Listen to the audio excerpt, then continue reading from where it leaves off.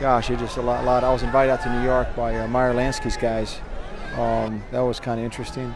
Tell us a little bit about Meyer Lansky. Who's that? Meyer Lansky was the Godfather for 60 years. He was Hyman Roth in Coppola's Godfather. The guy sitting with the little clicker, and then Vegas, the helicopter goes and blows up Vegas. Meyer Lansky was a very, very interesting guy. Al Capone was the Godfather for 1 year. Meyer Lansky's 60, so you can imagine. Besides that, there's been four and a half years. So it's just been evolving, and I'm still going to add some scenes, maybe cut some out. Get just test the audience, see what they say, see what they think. It's always good to get a gauge on what people say about the movie, good or bad. So thanks for coming out and thanks for your help. Right now, in the news today, ABC, NBC, CBS, CNN, they're talking about the Madoff CEO. My client may be willing to cut a deal in return for securing state's evidence. However. And so that's big news. So it's kind of topical. So even with Woody Allen making the Blue Jasmine, that was Ruth Madoff's character in Blue Jasmine. So it's a very topical subject matter, and I think it'll be for a while because there's a lot of covering up to do. I think Bernie Madoff was part of the cover-up, the LIBOR scandal, with trillions of dollars of keeping the focus off of other things. So this thing the movie's been very fluid, with changing as the news came out, as the son's suicide, as all of these things happen. So it's a very unique experience, very interesting. Any theories on the son's suicide? What really happened with that? Well, it's very. Who knows? But it's kind of interesting how. You have $65 billion and you commit suicide. It's kind of, I don't know, it's kind of strange. And then to burn the body in 2 days. No dental records, they didn't check anything to say, hey, look, the poor guy died, he turned his dad in, and look, leave the Madoffs alone, leave us alone. They didn't take advantage of that, just didn't show up to collect the body, supposedly according to the news. They didn't even go to claim the body of the son. That's a little strange. They so-called burned the body in 2 days. That's not Jewish, don't burn the body. So all these just strange things. Very unique and strange. So I don't have no clue. But it's you taking off? Okay. So what else? There's a lot of other things.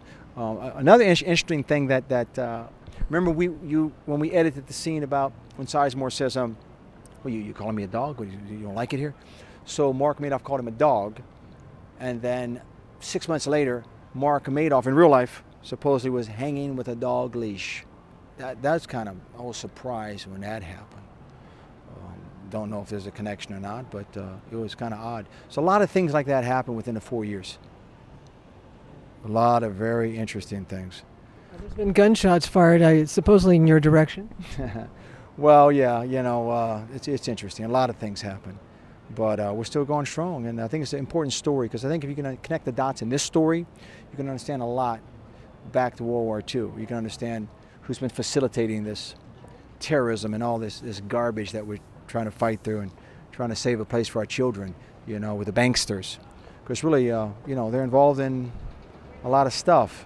It appears. Now, it could be wrong, and if I am, then, someone can, show me where I'm wrong. But it's a fascinating subject matter that's been avoided for many years.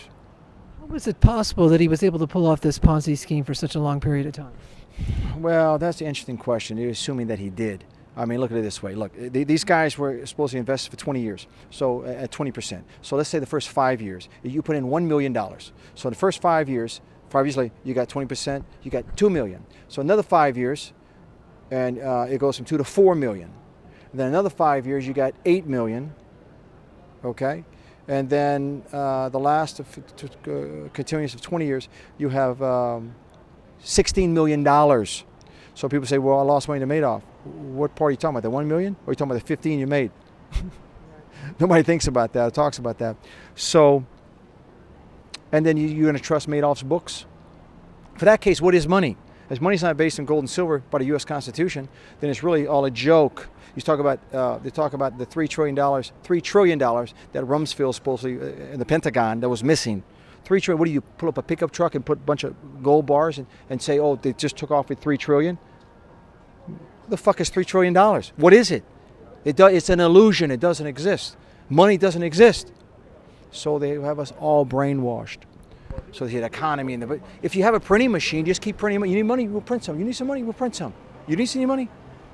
It's bullshit. The whole thing's bullshit. So I think people are starting to wake up and realize if it's not based on anything, you print as much as you want. So this is what's happening right now. All the wars going on, Iran coming up.